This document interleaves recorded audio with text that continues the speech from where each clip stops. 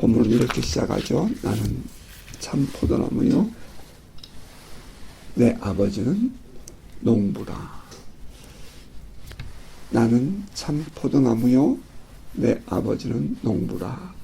또 그리고 저 5절에 가면 나는 포도나무요, 너희는 가지라. 그가 내 안에 내가 그 안에 거하면 사람이 열매를 많이 맺나니 나를 떠나서는 너희가 아무것도 할 수 없습니다. 하나님은 농부, 이스라엘 백성들은 하나님이 갖고 계신 포도원. 이제 이런 그림은, 비유는 구약에 자주 언급되는 이 하나님과 언약의 백성과의 관계를 설명하는 그 비유입니다. 그러니까 이것은 약간은 좀 구약적인 언어라 이렇게 표현할 수 있겠죠. 오늘의 본문에서는 하나님은 농부다 그랬고요. 예수는 참 포도나무, 그리고 제자들을 비롯한 이제 오늘날 우리 성도들은 바로 그 예수의 참 포도나무에 붙어 있는 가지다 이렇게 비유를 했습니다. 이 원줄기인 포도나무와 그 가지와의 관계, 이제 그것을 이제 오늘 본문 속에서 깊이 있게 다루고 있는데요. 저는 그것을 언약의 백성 혹은 그리스도 안에서의 새 백성이라는 관점에서 이 말씀을 이해해 보고 싶어요. 이것은 이제 우리가 이제 플롯이나 크리스나 공부했던 우리 김재윤 박사님의 강의 내용인데요. 매우 참 은혜가 되어서 함께 또 묵상을 하고 나름대로 또 이해를 하면서 함께 여러분과 나눠보도록 할게요. 2절입니다. 무릇 내게 붙어 있어 열매를 맺지 아니하는 가지는 아버지께서 그것을 제거해 버리시고 무릇 열매를 맺는 가지는 그 열매를 더 맺게 하려 하여 그것을 깨끗하게 하시느니라. 넘어가서 또 4절. 내 안에 거하라 나도 너희 안에 거하리라.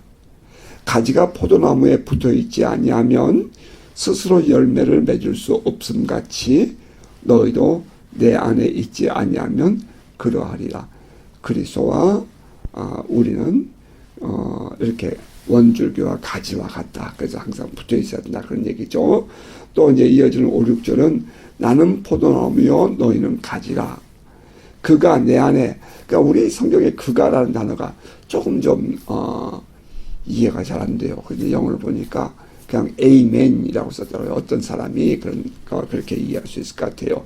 어떤 사람이 내 안에, 내가 그 사람 안에 거하면 그 사람이 열매를 많이 맺나니 나를 떠나서는 너희가 아무것도 할 수 없습니다.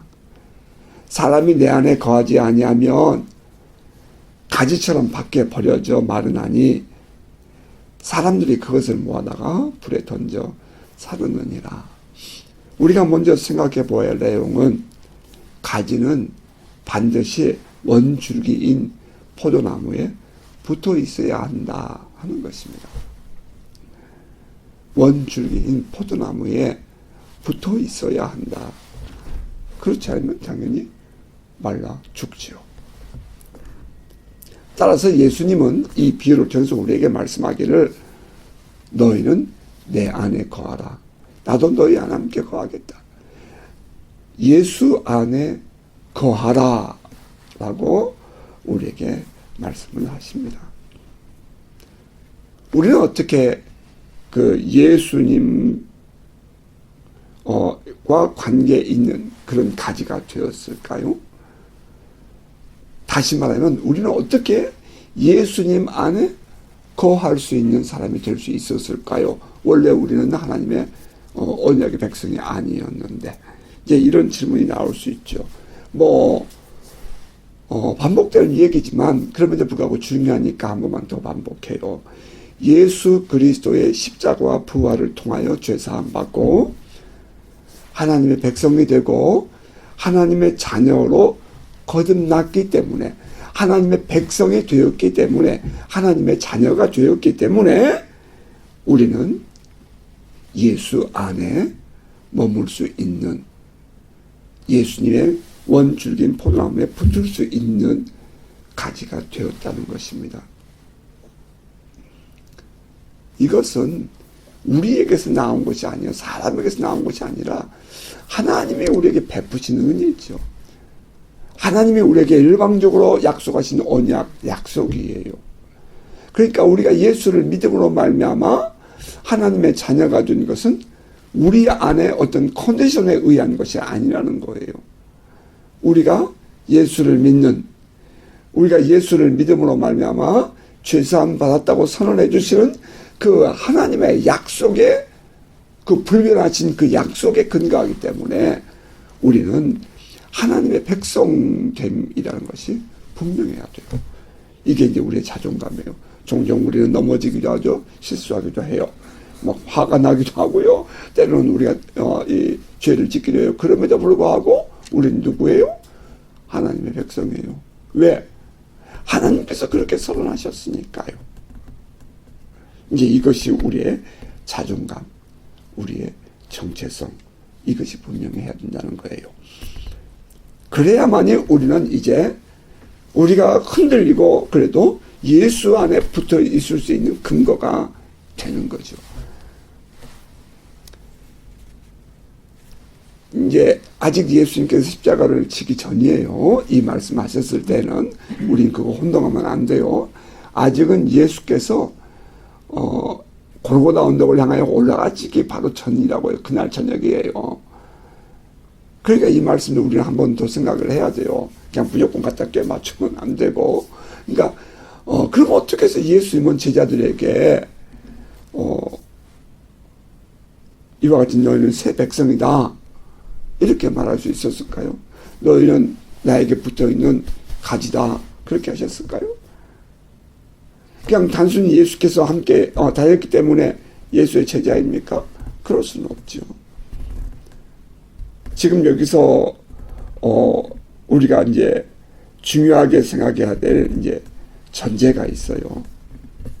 그게 뭐냐면 하나는 이스라엘 백성들은 이 언약 안에 있는 백성이기 때문이라는 거예요. 아직은 예수께서 십자가에 못 박히시기 전이지만 예수라는 그 그리스도라는 메시아 혹은 The Son of Man, 그 인자 사람의 아들이라는 그 사역 속에는 그 예수의 이 죽음과 부활, 죄사함이라는 대속죄라는 그 속죄하는 그 죽음이 그 사역 속에 들어있다는 거예요. 그래서 그 예수 그리스도라고 딱 얘기하면 그 예수 그리스도 안에는 그냥 한 인물 예수만이 아니라 그가 이루시는 그 모든 사역들이 그 안에 포함되어 있고 전제되어서 이해해야 한다는 거죠. 따라서 예수의 제자가 된다는 것은 지난날의 예수뿐 아니라 앞으로 예수께서 행하시는 모든 사역의 안에 들어있는 그 사역이 전제되는 시각을 가지고 볼 때에 비로소 이 제자들이 아직은 예수께서 십자가를 지기 전이지만 이 제자들도 예수에 붙어서 살아야 할 가지라는 것을 우리가 이해할 수 있다는 것입니다. 이제 또 하나는 조금은 좀 어려울 수 있어요. 그러나 이제 우리는 이 로마서를 강의하면서 제가 이미 여러분에게 설명한 바가 있어요. 대표의 원리라는 것입니다.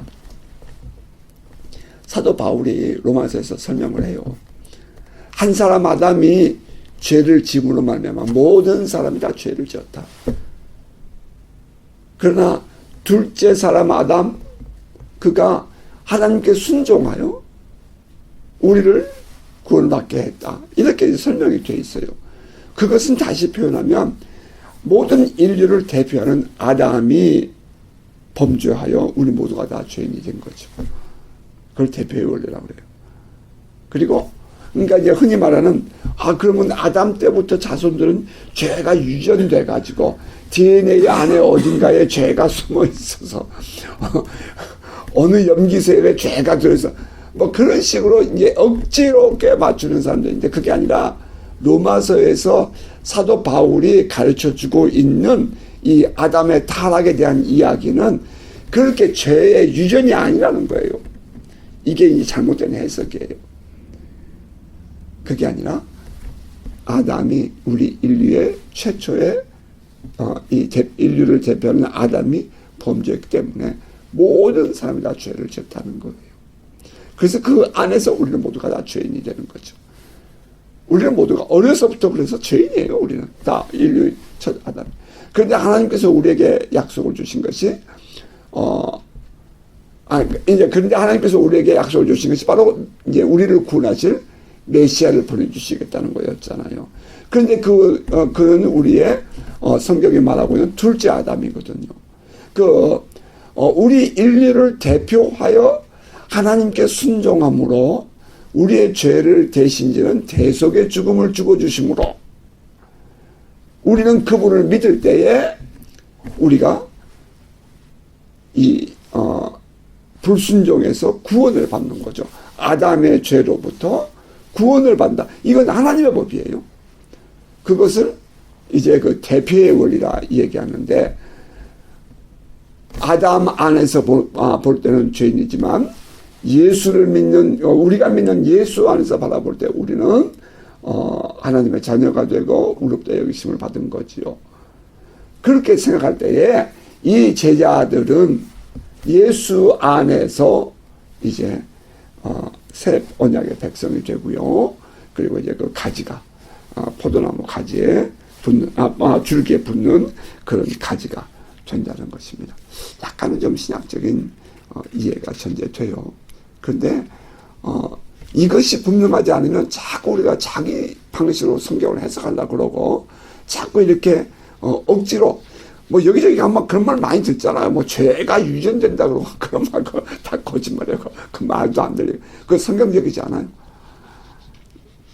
자, 어떻든 간에 이제 우리는 이 예수 그리스도에 붙임받은, 이제 그것은 이제 이렇게 표현하죠. 접붙였다. 이렇게 붙임받은 가지가 되었어요. 따라서 이 예수님의 사역, 생명 주심의 사역이라 난 이렇게 표현하고 싶은데, 예수께서 우리에게 생명을 주시는 그 사역이 전제되고 지금 제자들에게 예수님은 말씀하고 있다는 거예요. 너희는 내 안에 거하라. 그래서 원줄기에 가지는 반드시 붙어 있어야 돼요. 오늘 나와 여러분 우리 모두 다 한 번 내가 예수 믿었다 그렇다고 끝나는 게 아니에요. 그 원줄기인 가지에 그 예수 안에 우리가 꼭 붙어 있어야 돼요. 이게 우리의 믿음이에요. 너희가 내 안에 거하라 라고 할 때에 이 말씀은 앞으로 장차 이루어질 십자가와 부활을 통한 생명 주시는 예수 안에 거하라는 말인데요. 우리는 그리스도를 믿음으로써 그분의 그 대속과 새 언약의 제사에 힘입어서 십자가와 부활을 통한 하나님과의 올바른 관계를 갖게 되는 거예요. 한번 딱 거듭났다고 끝나는 게 아니란 말이에요. 우리 딱 그분에게 붙어 있을 때에 우리는 예수 안에서 그리스도와 연합된 자가 되지요. 그 예수 그리스도와 하나가 된 유나이트, 연합되고 말이죠.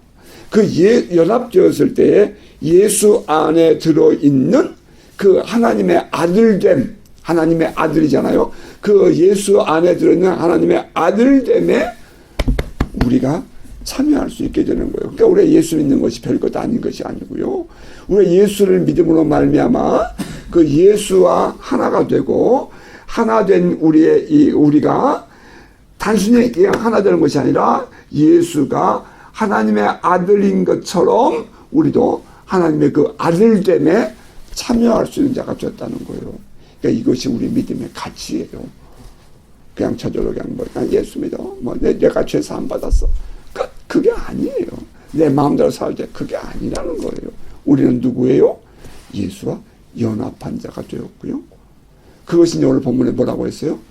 너희가 내 안에, 내가 너희 안에. 또 너희가 내 안에, 내 말이 너희 안에.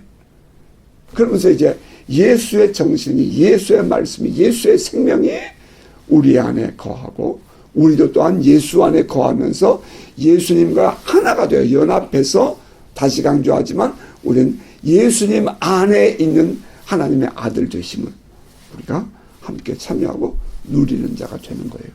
자, 이것이 믿음의 가치. 엄청난 은혜가 그 안에 들어있잖아요. 다시 한번 생각해 보셔야 돼요. 우리의 믿음 생활을. 바로 예수님과 우리와의 관계, 그 예수님과 연합하여 우리가 누리는 그 모든 삶에 대한 은혜, 그것을 보여주는 비유가 포도나무와 과지의 비유예요. 그냥 단순히 열매 맺지 않으면 뭐 전도의 열매, 그런 게 아니고요. 그런 게 아니고요. 그러니까 포도나무와 가지의 비유는 우리가 예수와 예수 믿는 나와의 그 관계의 풍성함, 우리의 그 믿음의 삶에 대한 이야기예요. 그 그리스도와 관계된 우리가 바로 언약 안의 새 백성이죠. 우리는 비록 이 땅에서 육신을 입고 살고 있지만 우리는 그리스도 안에서 거듭난 새 백성이랍니다.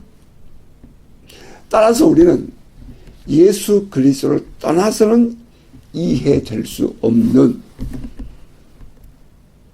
예수 그리스도를 벗어나서는 이해할 수 없는 그리스도 안에 새 백성이라는 것입니다.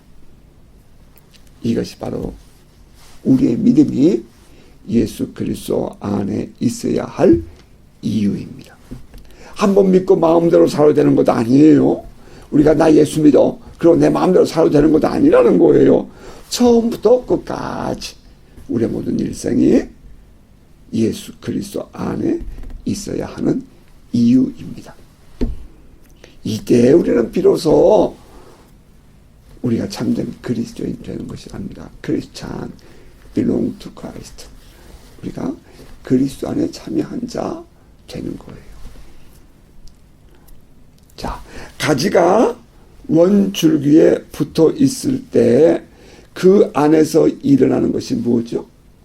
공급과 성장과 열매 맺음 아닙니까? 공급, 물과 영양분이 공급돼요. 줄기에서, 원줄기에서부터, 뿌리에서부터. 그러면 그것이 가지로 들어가죠. 공급됩니다. 그리고 가지는 성장하여 열매를 맺게 되죠. 그렇다면 가지인 우리가 포도나무 원줄기인 그 예수 안에 머물 수 있는 방법은 무엇일까요? 그것은 우리가 믿음을 지키는 것입니다. 믿음을 지키는 삶. 자, 또 다시 질문해야 되죠. 그럼 믿음을 지킨다는 것이 뭘까 하는 질문이 나오죠. 믿음을 지키는 게 뭐예요? 그건 의지하고 우리가 순종하는 것. 가지는 스스로 존재할 수가 없어요. 가지는 원줄기에 의지해야 돼요. 우리 신앙인들은 원줄기 대신 예수에게 의지하고 살아가는 거예요. 내가 독립적인 존재 아니라고요. 우리는 내 마음대로 살겠다 하는 것이 바로 아담의 범죄였잖아요. 스스로와 나도 하나님처럼 되리라. 그렇게 살면 그것은 의지하는 삶 아니죠. 믿음의 삶이 아니죠. 믿음의 삶은 뭐예요? 의지하는 삶이죠. 단순히 내 마음대로 살다가 힘들고 어려운 일을 만나면 우리가 내 모든 문제를 하나님께 맡겨요. 잠언서 16장 3절 나 그렇게 살아요. 그게 아니라 내 모든 삶 전체가 다 예수 그리스도에게 의지하는 삶을 사는 것. 전폭적으로 믿고 의지하고 사는 삶. 그때 사용되는 단어가 뭐라고 그랬죠? Commit to the Lord, whatever you do. 그죠? Commit to라고 얘기했어요. 커미션. 완전히 전폭적으로 위임하고 살아가는 거예요. 맡기고 살아가는 거예요. 그러면 어떤 일이 일어나죠? 이제 그것이 이제 오늘 본문에 들어있어요. 어떤 일이 일어나죠? 9절부터 11절이에요. 성경 같이 한번 보실래요? 아버지께서 나를 사랑하신 것 같이 나도 너희를 사랑하였으니 나의 사랑 안에 거하라. 내가 아버지의 계명을 지켜 그의 사랑 안에 거하는 것 같이 너희도 내 계명을 지키면 내 사랑 안에 거하리라. 내가 이것을 너희에게 이르면 내 기쁨이 너희 안에 있어 너희 기쁨을 충만하게 하려 함이라. 다시 말해서 우리가 예수를 의지할 때에 우리에게는 주님의 사랑이 끊임없이 공급된다는 말입니다. 주님의 사랑이 우리에게 끊임없이 공급이 돼요. 우리가 주님을 의지할 때에 주님의 기쁨이 우리 안에 기쁨으로 계속해서 공급된다는 거예요. 주님이 우리에게 공급해 주시는 사랑, 엄청난 사랑 아니겠어요? 그 주님의 아주 쉽게 표현하면 관심을 갖고 있는 거죠. 이 관심을 갖는 건 매우 중요해요. 관심을 가져주는 거죠. 우리에 대한 배려가 어마어마하죠. 꾸준히 하나님의 주님이 우리를 공급해 주시는 거예요. 원줄기인 예수로부터. 여러분의 삶이 오늘 뭐가 좀 잘 되고 뭐가 좀 그런다고 해서 여러분 장담하지 마세요. 뿌리가 빠져 있으면 말라요. 오래 못 가요. 뿌리가 예수 안에 깊이 박혀 있을 때에 그분으로부터 우리에게 공급되어지는, 또 그분이 우리를 보호해 주시고 우리를 돌보아 주시고 우리와 동행해 주시는 그런 사랑 말이에요. 심지어는 우리가 넘어질 때에도 그 대속의 죽음까지 가는, 다시 말하면 자신을 내어주시는 그런 사랑, 그것이 예수로부터 꾸준히 공급되는 사랑이라는 거예요. 우리 하나님의 언약의 백성, 새 백성, 그 사랑이 예수로부터 꾸준히 공급돼요. 그 사랑을 누려야죠, 우리가. 이게 믿음의 삶입니다. 공급해 주심. 자, 그것을 단순히 그냥 공급만 받아서는 안 되죠. 맨날 애기처럼. 이어지는 것은 또 이제 그 다음에, 성장하고 열매를 맺어야 되죠. 그것은 열매를 맺는 것은 뭘 나타나야 돼요? 공급되는 삶이 이제 순종함으로 드러나는 거죠. 자, 이제 그 다음 절이에요. 우리가 믿음으로 사는 것, 하나는 의지하며 사는 것이고, 둘째는 그분의 말씀, 그분에게 순종하는 거죠. 그분의 말씀이라고 표현될 수 있겠지만 그분에게 순종하는 거죠. 자, 우리가 12절부터 17절에 다시 한번 볼까요? 내 계명이라는 것이 뭐예요? 이 주께서 우리에게 주신 노모스, 우리에게 철저히 반드시 지켜야 될 명령이에요. 내 계명은 곧 내가 너희를 사랑한 것 같이 너희도 서로 사랑하라 하는 이것이니라. 사람이 친구를 위하여 자기 목숨을 버리면 이보다 더 큰 사랑이 없나니 너는 내가 명한 대로 행하면 곧 나의 친구라. 이제부터 너희를 종이라 하지 아니하리니 종은 주인이 하는 것을 알지 못함이라. 너희를 친구라 하였노니 내가 내 아버지께 들은 것을 다 너희에게 알게 하였습니다. 프렌들리 하다니 그런 뜻이죠. 그러니까 이것은 종은 무슨 관계예요? 율법적 관계죠. 친구는 뭐예요? 은혜의 관계죠. 너희가 나를 택한 것이 아니요 내가 너희를 택하여 세웠나니 이는 너희로 가서 열매를 맺고 또 너희 열매가 항상 있게 하여 내 이름으로 아버지께 무엇을 구하든지 다 받게 하려 함이라. 내가 이것을 너희에게 명함은 너희를 서로 사랑하게 하려 함이라. 예수님의 계명이 뭐라고요? 서로 사랑하라. 이것은 컨디션이 붙나요? 여기 어떤 조건이 붙나요? 어떤 이유가 변명이 붙나요? 아니요. 참 이게 우리에게 어려우니까 주님이 이것을 내 계명이라고, 명령이라고 이렇게 말씀하셨다는 거예요.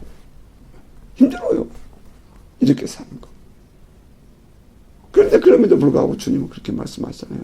내가 너에게 볼을 보인 것처럼 너희도 그렇게 하라. 참 너무 힘들어서 어떤 날 울었어. 나의 말을 붙잡고. 근데 사실이잖아요. 예수의 계명이 뭐예요? 서로 사랑. 예수는 이렇게 말씀하셨잖아요. 내 계명은 곧 내가 너희를 사랑한 같이 너희도 서로 사랑하라 하는 이것이니라. 포도나무 원줄기에 붙어있는 가지에게 요구되는 열매, 그것이 무엇입니까? 포도나무 안에 들어있는 생명, 공급되는 생명, 그 생명을 삶으로 살아내는 것입니다. 그 사랑을 삶으로 살아내는 거예요. 예수는 그리스도 안에 있는 새 생명 된 우리들에게 마땅히 살아내야 할 과제, 타스크, 과제, 새 생명을 주셨습니다. 서로 사랑하라. 그것도 무조건 너 그렇게 살아야 돼 이렇게 말한 것이 아니라 예수께서 계속해서 그 사랑이라는 것을 공급해 준다는 거예요. 그리고 그렇게 살라는 거예요. 그러니까 내가 그렇게 살아가는 것은 내가 그것을 거부하고 내가 안 받아들이면 어쩔 수 없어요. 그런데 예수의 사랑을 내가 받아들이게 되면 예수님 그분이 내 안에 계시면 우리는 그런 열매를 살아낼 수 있다는 거예요. 예수로부터 계속 공급되는 사랑 안에서 우리는 그것을 실천해야 돼요. 그리스도 안에 있는 새 백성이 살아내야 할 삶의 과제이죠. 순종해야 할 새 계명입니다. 서로 사랑하라. 이것이 예수께서 말씀하신 포도나무와 가지의 비유 안에 들어있는 그 예수님의 가르침이고 예수님의 마음이랍니다. 자, 그런데 본문에 또 하나의 놀라운 그 예수의 마음이 발견되네요. 그것은 예수께서 새 백성 된 우리에게 여전히 관심을 가지고 어떤 의도를 품고 이 가르침을 주고 계신다는 거예요. 자, 12절. 내가 이것을 너희에게 이름은 내 기쁨이 너희 안에 있어 너희 기쁨을 충만하게 하려 함이라. 예수님은 우리가 늘 기쁨으로 살아가는 삶을 관심을 가지신다는 거예요. 예수님의 관심은 그 예수님이 그 기뻐 누리는 그 모든 그 기쁨을 His joy, 그의 기쁨을 우리 안에 주셔서 우리도 그것을 누리게 하신다는 거예요. 어떻게? 우리가 예수와 하나 되었어요. 연합하여서. 이게 이제 놀라운 이 감추어진 마음인 비밀인데요. 우리가 그 예수님의 그 기쁨의 그 세상을 이기는 그게 샬롬이잖아요. 세상을 이기는 그 평안과 그 기쁨을 누리는 것은 딴 데 있지 않고 우리 예수 안에 있을 때 누리게 된다는 거죠. 그래서 예수님은 우리에게 너희는 내 안에 거하라. 나에게 꼭 붙어 있어라. 세상이 어떻게 흔들려도 어떻게 변해도 너는 내게 꼭 붙어 있어라. 이렇게 말씀하고 있다는 것입니다. 그런 의미에서 여러분 예수 안에 꼭 붙어 있는 여러분 되시기를 주의 이름으로 축복합니다. 어떤 일이 있어도 어떤 상황이 생겨도 예수 안에 꼭 붙어 있어야 돼요. 우리가 그거 살짝 벗어나면 우리 베드로 사도가 말한 것처럼 우는 사자가 이 삼킬자를 찾는 것처럼 원수가 우리를 호라닥 그래서 우리가 혼란 속에 빠지고 내 감정에 포로돼서 실수하게 된단 말이에요. 그러면 우리가 믿음 안에 늘 살아야 돼요. 예수 안에. 자, 이제 또 예수님의 관심이 또 하나 있어요. 두 번째는 아까 보니 저기 7절이에요. 7절. 내가 여기다 하이픈을 빠뜨렸던데 7절. 너희가 내 안에 거하고 내 말이 너희 안에 거하면 무엇인지 원하는 대로 구하라. 그리하면 이루리라. 자, 그리고 또 16절. 너희가 나를 택한 것이 아니요 내가 너희를 택하여 세웠나니 이는 너희로 가서 열매를 맺게 하고 또 너희 열매가 항상 있게 하여 내 이름으로 아버지께 무엇을 구하든지 다 받게 하려 함이라.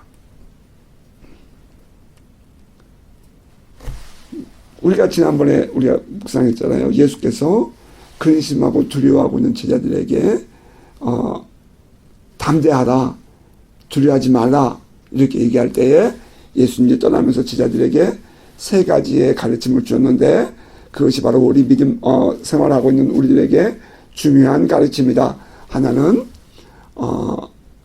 너희가 내 이름으로 기도하면 내가 아버지께 구하여 응답해 주겠다. 다시 말하면 너희가 나하고 함께 생활할 때는 풍랑이면 예수님 그러면 와서 도와준 것처럼, 혹은 배가 고프면 먹을 걸 주시고 우리의 모든 그 어려운 환경에서 보호해 주신 것처럼, 함께 계셨던 것처럼 너희가 그렇게 살아갈 수 있는 방법이 뭔지 아니?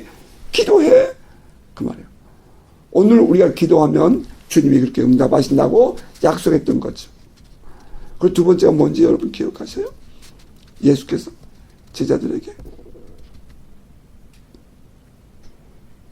갑자기 생각이 나요.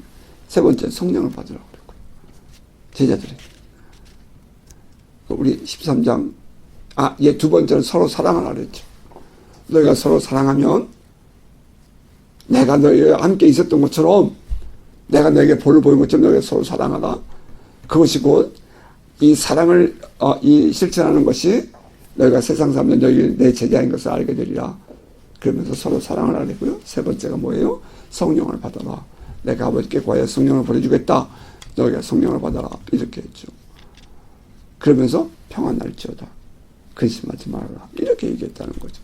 자, 그 예수님께서 하셨던 그 제자들에게 주신 말씀, 그 제자들에게 주신 기도라는 것은 단순히 그냥 오늘날 우리가 내 필요를 비냐하다는 그런 기도가 아니라 바로 예수님을 인격적으로 만나는, 함께 살아왔던 바로 그분, 지난날 우리가 경험했던 바로 그 살아계신 주님, 그 성령의 은혜, 하나님의 역사, 하나님 나라, 그런 것들을 우리가 어떻게 누릴 수 있다고요? 지금도 기도하면서.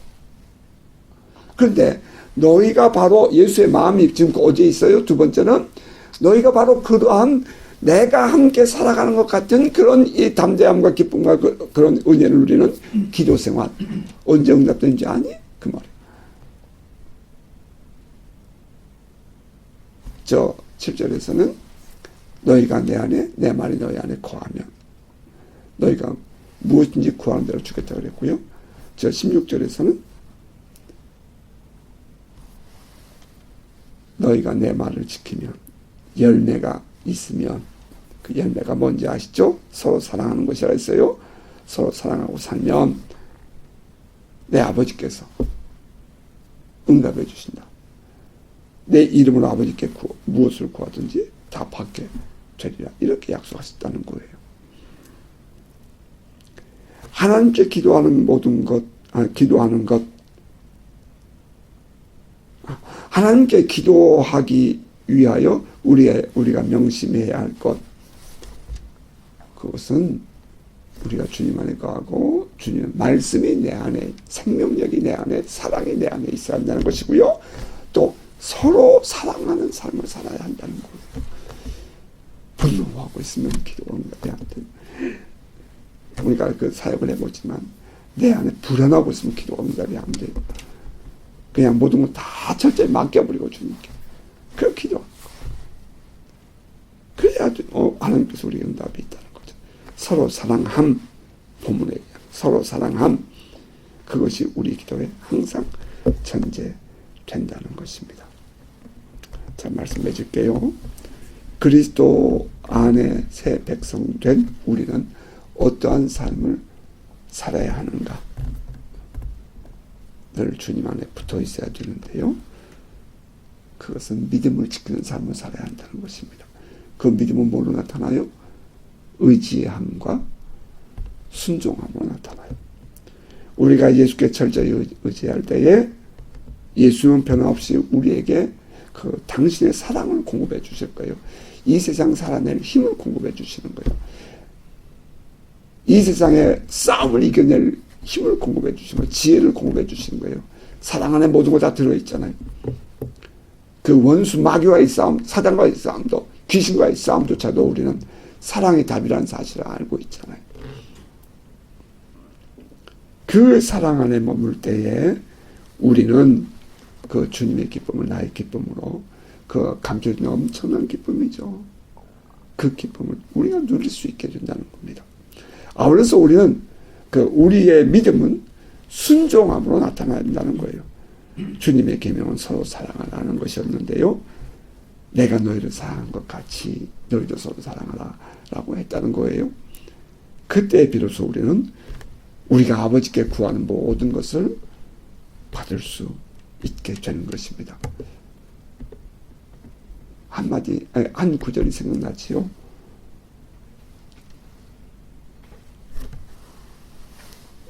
사도 바울이 로마서 8장 32절에서 자기 아들을 아끼지 아니하시고 우리 모든 사람을 위하여 내주시니가 어찌 그 아들과 함께 모든 것을 우리에게 주시지 않겠느냐 한 내용이요. 모든 것을, 나는 이 말씀 붙잡고 지난 20년을 30년을 살았던 것 같아요. 하나님께서 우리에게 모든 것을 주십니다. 아들을 아끼지 않는 분이 나머지가 뭐가 그렇게 아깝겠어요. 다 주시죠. 문제는 뭐예요? 내가 어떻게 사느냐는 것이 문제죠. 그 모든 것, 너희가 아버지께 구하는 모든 것이라고 설명했어요. 오늘 본문에서는. 그 너희가 내게 구한 모든 것이라고 설명했다고요. 그 예수께서 공급해 주신 그 안에 예수님께서 보여주신 모든 삶은 모든 것이지 뭐 특별히 뭐 생명만 그런 것은 아니잖아요. 모든 것. 아들을 아끼지 아니하신 이 하나님께서, 아버지께서 아들과 함께 우리에게 모든 것을 주신다라고 얘기하셨어요. 어떻게 해요? 우리의 입장에서 어떻게 해요? 기도하여 구하는 거. 그런데 기도할 때 어떻게 해야 돼요? 우리의 마음에 어떻게 해야 돼요? 사랑으로 풍성해야 돼요. 우리가 세상을 이기는 마음을 가져야 돼요. 우리가 하나님께서 예수께서 공급해 주신 사랑으로 우리는 그 모든 것을, 우리의 삶 자체를 살아내야 돼요. 그러할 때에 비로소 우리는 그 모든 것을 누리는 삶을 살 수 있다는 것입니다. 여러분 서로 사랑하십시다. 이것은 주님의 새 계명일 뿐 아니라 우리가 기도 응답을 받는 방법이기도 하답니다. 서로 사랑할 때 우리는 기쁨을 누리게 되고 하나님 안에서 그 모든 은혜도 누리게 된답니다. 자, 그러므로 사랑하는 새 백성 됨을 누리는 우리 복된 성도들 한 주간 삶이 되시기를, 또 앞으로의 삶이 되시기를 주의 이름으로 축복합니다. 아멘.